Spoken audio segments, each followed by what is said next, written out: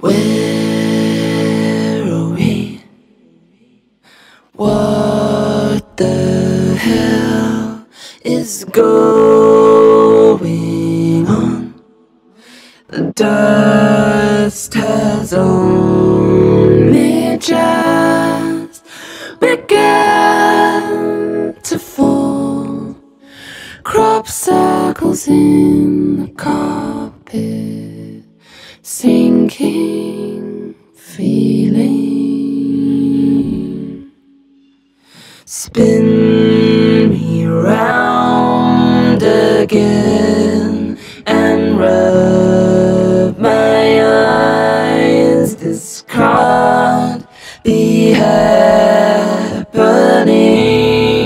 when busy streets a mess with people would stop to hold their heads heavy.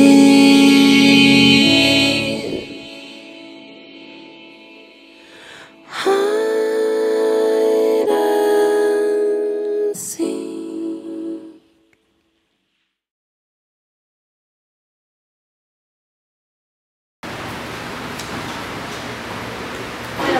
Challenge natin ko yun. Dahil kasi namin yung natin ko ng hobbies. Better than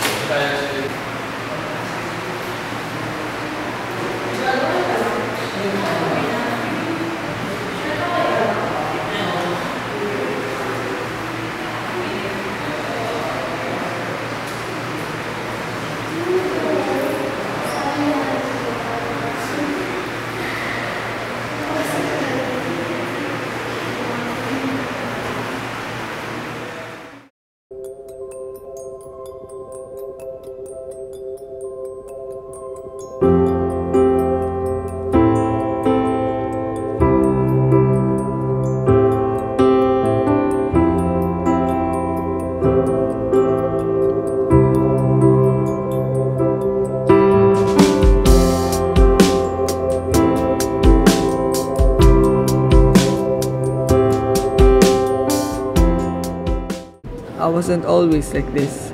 I wasn't always this miserable, close to thinking about taking my own life. I used to be happy. I know my life isn't perfect, but I still managed. Now, I just feel like I have no one to talk to.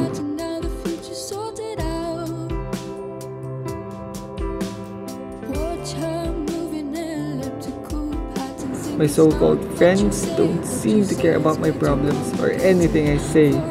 They don't make an effort to know me, the real me.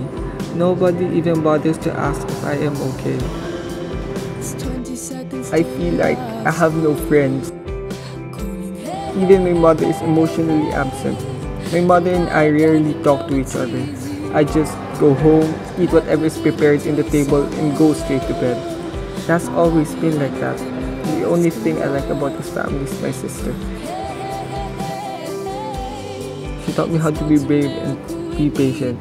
She is the one person I truly consider as my friend, who will always be there for me, who will never leave me.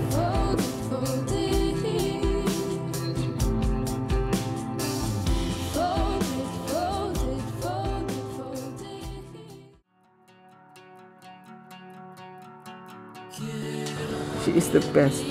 She was the only person who knows me. She made me feel loved and protected. She taught me things I'll never forget, and one of them is about God.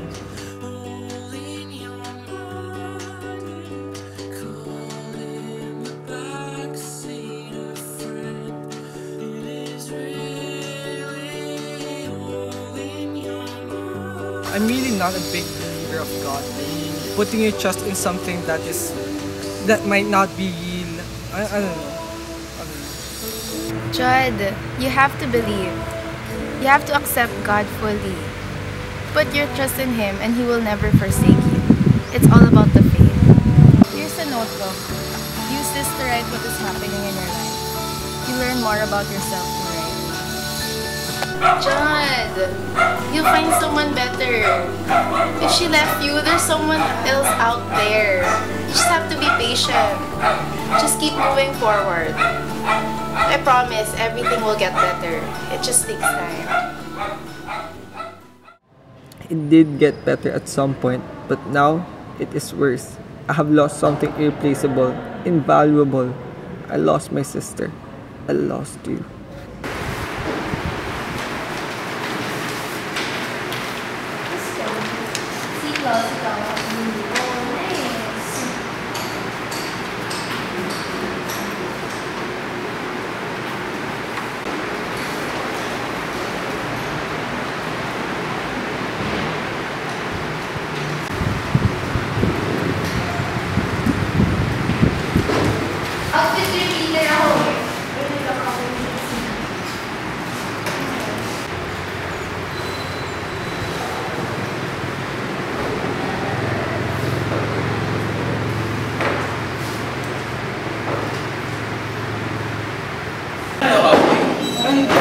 Pucha nga pala.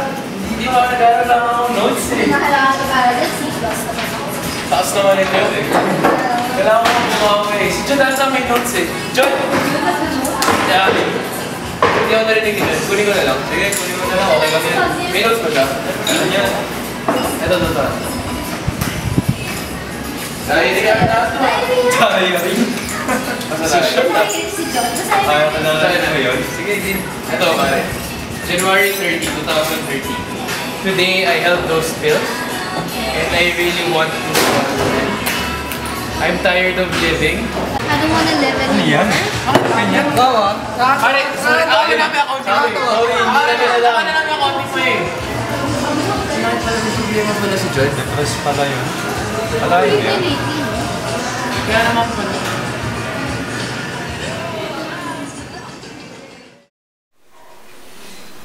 Anak, may problema ka ba? Wala.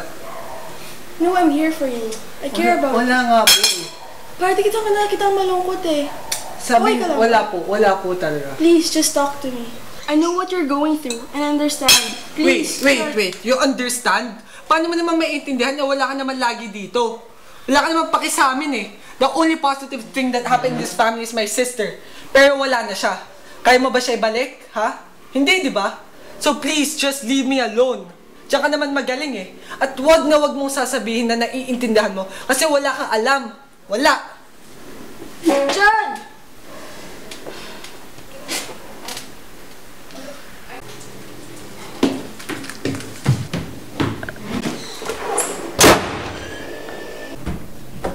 John! Open the door! Let me explain!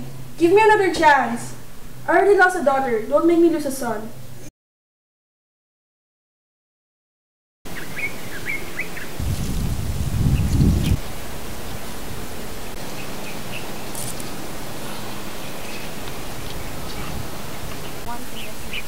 Hi, Mika. I miss you. Sana nandito ka pa. Things are not going well.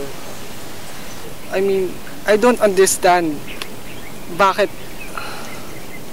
ka kailangan kunin ni God eh. Actually, naiinis ako kasi parang bakit tinetest niya ba yung faith ko sa kanya? Actually, kasi nawawala na eh, dahil dito eh. Parang, unti na nga lang yung parang magandang nangyayari sa buhay ko. Sobrang pangit na nga lahat. At tapos biglang mawawala pa isang taong tumutulong sa akin.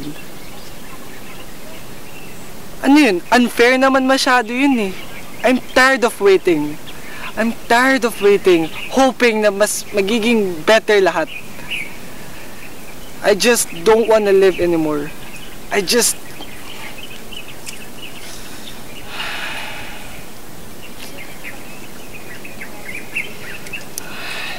hate my life. I hate everyone. I hate God. I hate living.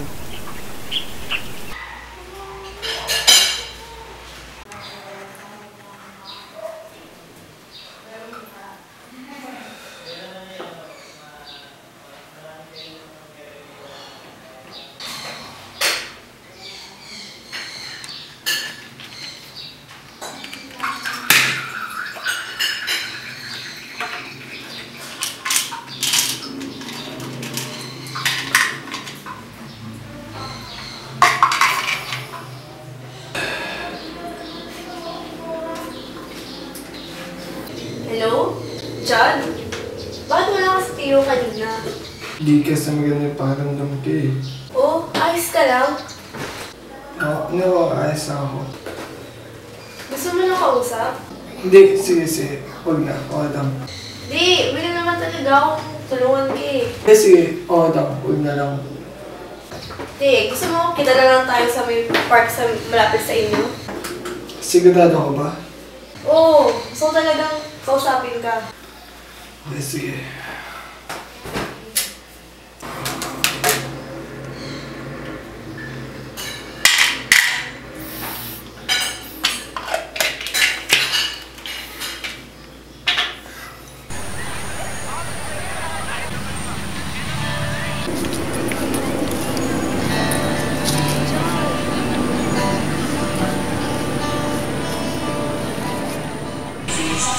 Alam mo yung problema? Yung parang lahat nila ng ginagawa mo mali. As in, lahat mali. Lahat na nangyayari sa'yo mali. Hindi ko nga alam kung ano ginagawa ko eh. I mean, pinapunish ba ako ni God? Ano bang ginawa ko mali? Ano ba? Okay lang yan. Magiging okay rin ang lahat. Hindi, kasi tingnan mo, nakita mo ba na parents ko, walang paki sa akin. Wala naman akong kaibigan dito. At tapos, tingnan mo yung grades, lahat na lang mali eh. Nakakaano lang eh. Parang ayoko nang, alam mo yun, gusto ko nang itigil na lang to. Gusto ko nang mamatay. Try mo kasi mag-open up sa iba. Hindi ka kasi nag-open up eh. Madali naman kasi sabihin yun, mahirap gawin eh. At hindi naman nila kasi ako naiintindihan. Kaya ano yung point? Ano yung point? Wala naman, di ba? Wala naman kasi may paki sa akin. Gusto wag ka lang mawalan ng patience. Magiging okay rin ang lahat. You don't know that. Hindi mo naman alam kung magiging maganda yung mangyayari. Most likely, pangit pa din. Pangit na yung nangyayari sa akin, mangyayari pa din. See, that's the problem. Lagi ka na lang nagagalit at nawawalan ng pasensya agad sa mga nangyayari sa'yo. Lagi ka na lang nagagalit sa mundo. Be a man and face your trials. Lahat naman ng problema binigay ng Diyos para matuto tayo eh. Tapos ganyan ka, lagi ka na lang nagreklamo, nagdulukmok. Kung ayaw mo makinig sa akin, sana makinig ka man lang kay God. I really hope that you find yourself and learn that everything happens for a reason. Just know that everything is difficult before they become easy.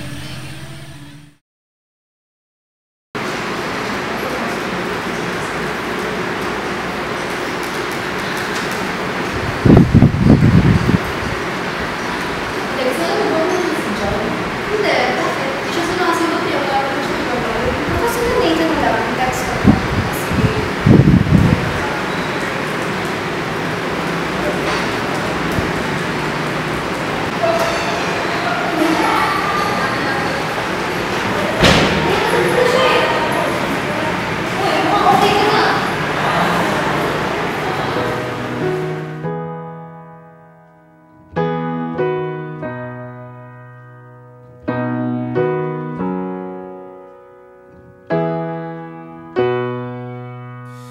Woke up this morning. Hey Mika, sorry kung ngayon lang ako nakapunta sa'yo ngayon kasi actually everything's getting better. Hindi na ako masyadong nag-ask ng help for you. Hindi na ako masyadong naglulugmok. That's good. It has been a year since you died. I still miss you though, but hindi na yung ganong ka-feel na hopelessness. Yeah. I learned that my friends are really cool when you really get to know them. They're actually funny. Baka, if you know them, baka, you would love them actually. It just took a lot of time to warm up, but now, everything's fine with them.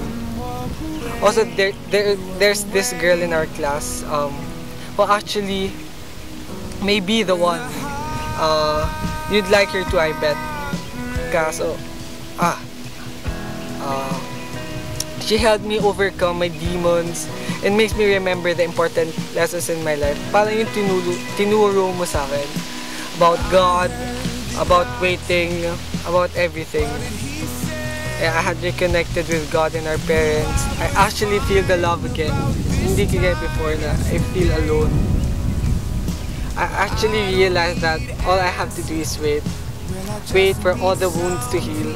Ask God for help, and I know everything will be fine. Oh, yeah. So, that's it, Mika. Hope you rest in peace. Yeah, I miss you. Yeah, I love you. This isn't clear, and you don't need Jesus till you're here. The confusion, the doubt you hide up and walk away. You walk away. When a heart breaks, when a heart breaks, when a heart breaks,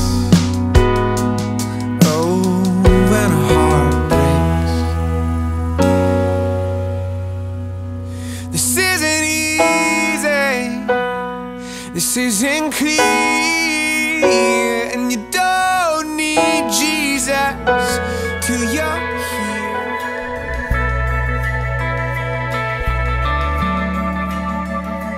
Let it go, let it roll right off your shoulder. Don't you know the hardest part is over? Let it in, let your clarity